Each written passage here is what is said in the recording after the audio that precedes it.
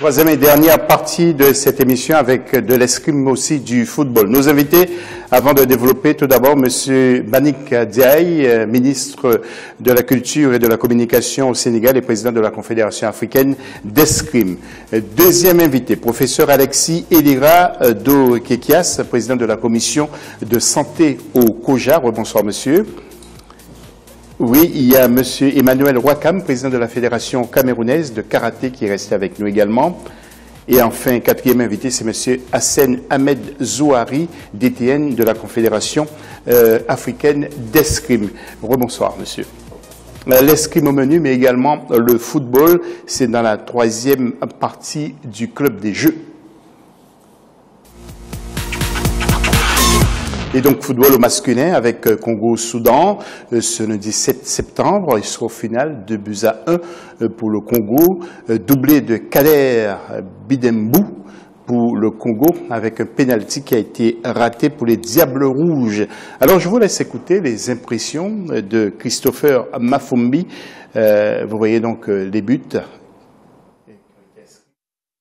Que ce soit à Pointe-Noire ou à Brazzaville, le stade a toujours été plein. Donc il a été comme à son habitude et ça fait plaisir.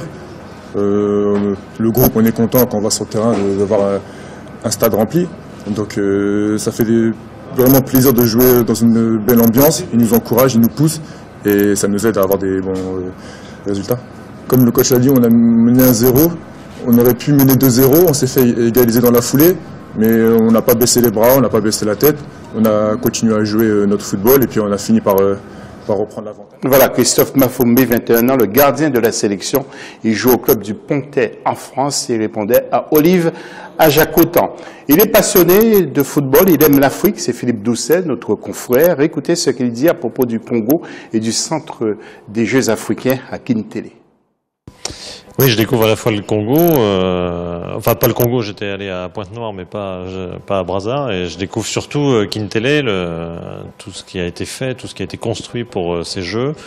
C'est très impressionnant, c'est énorme ce qui a été réalisé, c'est évidemment des infrastructures considérables, dont on ne peut souhaiter qu'une chose, c'est que non seulement évidemment ces Jeux africains, dont je ne doute pas seront un grand succès, et je souhaite surtout qu'il y ait ensuite une utilisation importante de ces installations, car ça peut être une base très intéressante pour le sport congolais à l'avenir, à condition de s'en servir.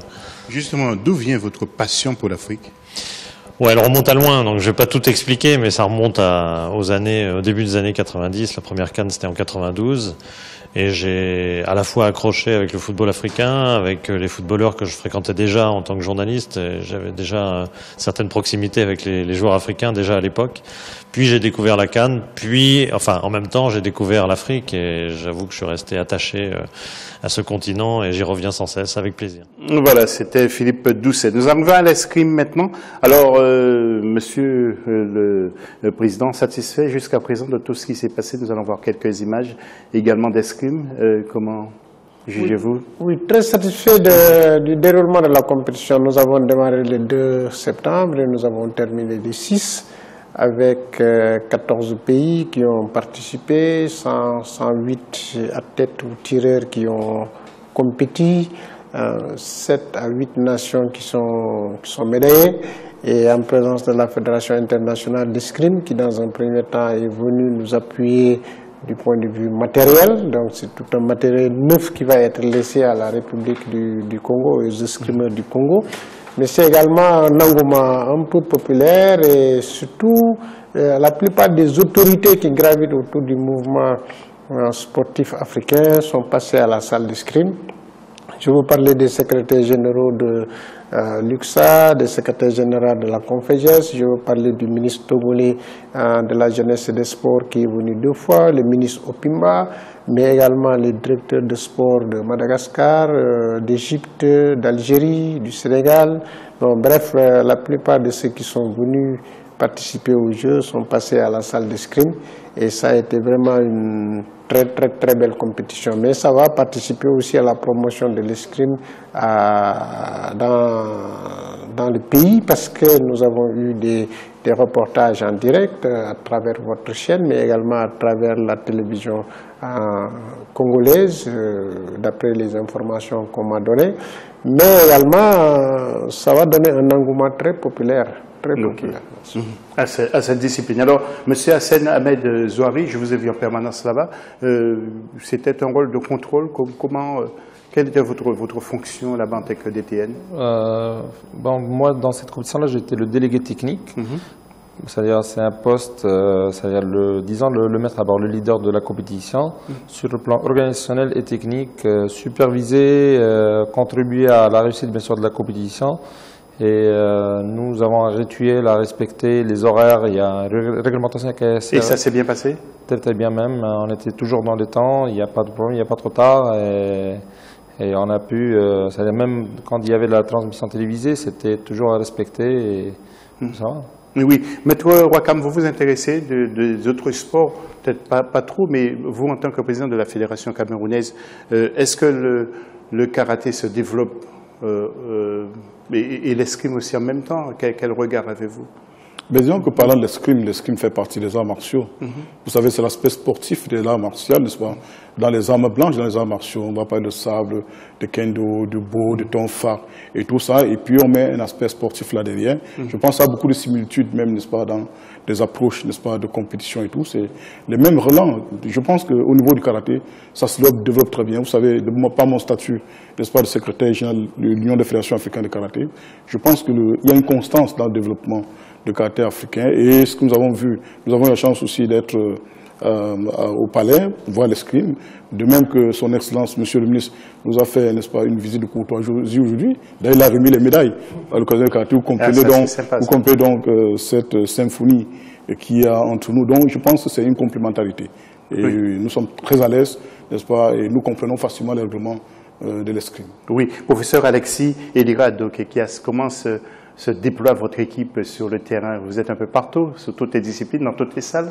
Disons, nous essayons d'assumer notre rôle de superviseur des équipes sanitaires sur tous les plans, et y compris dans la compétition au niveau de l'escrime, au niveau du palais des sports où ça s'est déroulé. Nous avons donc une ambulance qui était apostée, au niveau de l'infirmerie, une équipe en permanence disposée éventuellement à aider les athlètes pour que les athlètes ne puissent pas subir des désagréments.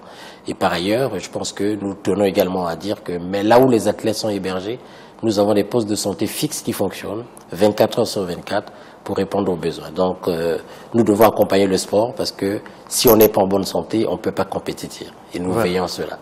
Et nous allons commenter maintenant avec nos deux spécialistes de l'escrime quelques résultats. Nous n'avons pas tous les résultats, mais en flairait par équipe femme, la Tunisie, médaille d'or, Algérie, médaille d'argent, et l'Égypte pour la médaille de bronze, sabre par équipe femme, Égypte en or, Algérie en argent, et tiens, le Sénégal, médaille de bronze. Le ministre va nous dire comment il explique ça, le Sénégal, médaille de bronze.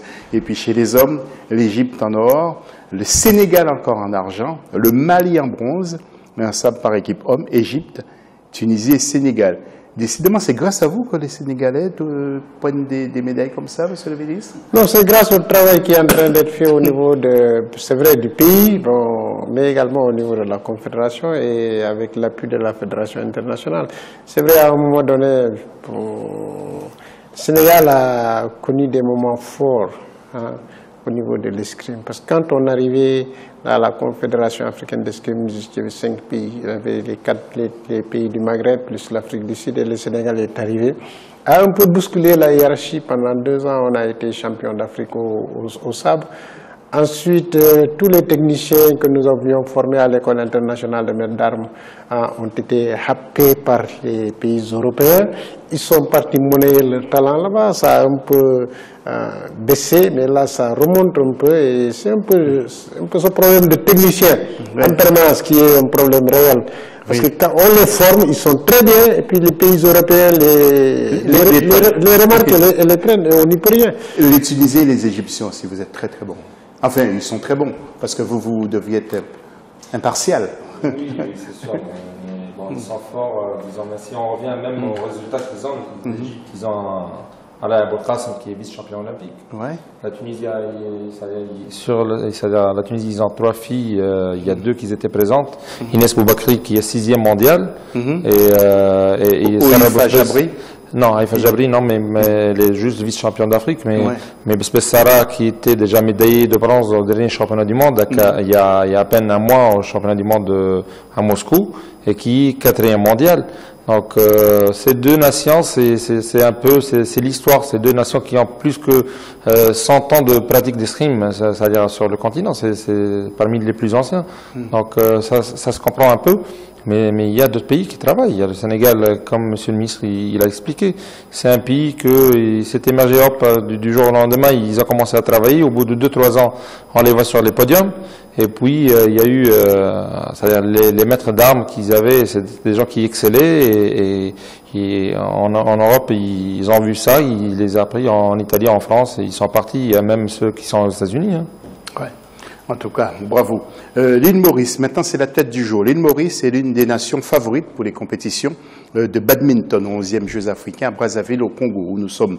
Le pays peut compter sur différents joueurs et joueuses pour glaner non seulement des médailles par équipe, mais surtout individuelles. Kate Foukoune, 22 ans, championne d'Afrique en titre de cette discipline en simple, est une étoile montante de badminton. Elle s'est confiée à notre reporter Olivier Adjakotan sur plusieurs points. L'envie de pratiquer ce sport, sa carrière dans cette discipline, son titre et son appréciation sur ces 11e Jeux africains. Regardez et écoutez.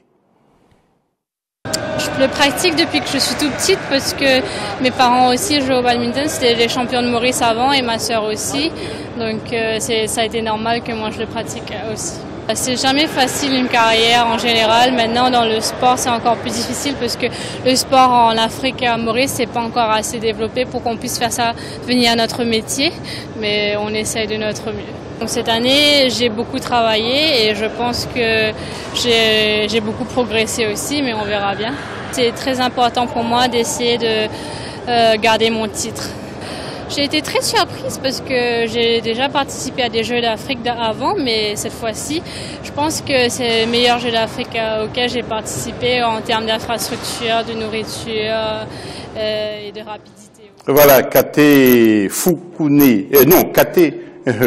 Foukoune, un nom à retenir. Maintenant, l'agenda, avant de retrouver nos invités pour la conclusion, donc l'agenda du mercredi 9 septembre avec au programme de la boxe chez les filles et chez les hommes, vous allez le voir tout à l'heure. Il y aura du football avec Côte d'Ivoire-Congo chez les femmes, haltérophilie à la salle annexe du Palais des Sports, karaté, au Palais des Sports de Kintélé, natation aussi, pétanque sur le boulodrome de Kintélé, volleyball, au gymnase Alphonse Massamba Débat, et puis beach volley, boxe des pharaons, mais aussi le zango qui est devenu un sport très apprécié, vous le savez, c'est ce que pratiquaient les jeunes filles à l'école primaire. Et nous allons aller sur le terrain pour voir comment ce jeu est devenu un sport. Restez bien sûr fidèles. Africa 24. Nous allons faire un tour de table, messieurs, avec une conclusion qui sera relativement courte pour vous. Nous allons aller dans ce sens-là, avec tout d'abord le ministre responsable de la Confédération africaine d'escrime. Vos souhaits pour l'escrime? Messieurs, c'est le développement des compétitions en Afrique, parce que sans compétition, il ne peut pas y avoir une certaine progression. Mais je remercie aussi Africa 24 Sport qui a consacré beaucoup de temps à notre discipline et qui participe à sa promotion. Merci à toute l'équipe, merci au directeur général et merci pour tout ce que vous faites pour le sport africain. Voilà, nous faisons beaucoup tiens à Constant Desmarais qui nous regarde quasiment chaque fois. Constant, salut. Et puis, il y a également le professeur Alexis Elira Dokekias. Un petit mot de conclusion? Oui, remercier donc Africa 24 de nous a donné l'occasion de faire connaître que la couverture sanitaire est en marche. Et nous souhaitons, à la fin des Jeux, que tout se passe bien et que les athlètes puissent gagner dans l'équité et au prix de leur performance. Emmanuel Wakam, alors, c'est pour le karaté camerounais aussi quand même. Hein. Mais disons que je dis sincèrement merci au panafricaniste M. Sassou Nguesso. La postérité sportive lui est éternellement reconnaissant pour ce qu'il vient de faire. Dis merci aussi à ces techniciens, ces experts extérieurs qui sont venus nous accompagner, M. Esteban, M. Roland, Monsieur Francis Didier, tout ce monde-là qui est venu, n'est-ce pas, pour apporter de leur expertise, pour que notre compétition se passe bien.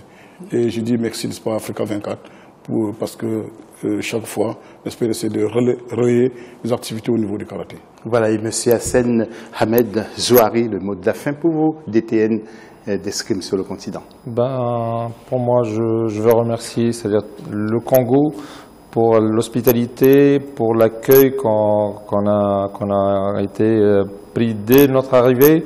Je leur dis bonne chance pour la continuité des Jeux et aussi bon courage pour les résultats sportifs. Mais je vous félicite pour les infrastructures que le Congo est là, parce que moi j'ai fait le tour du continent, je connais pas mal de pays et ça fait parmi les plus beaux sites de compétition que j'ai vus. Voilà, il faut que les téléspectateurs le sachent également. Vraiment, c'est très costaud ici, si vous me permettez le terme. Fin de cette émission. Merci à tous ceux qui y ont participé, mais merci aussi à toute l'équipe qui a travaillé, qui travaille toujours autour de cette émission.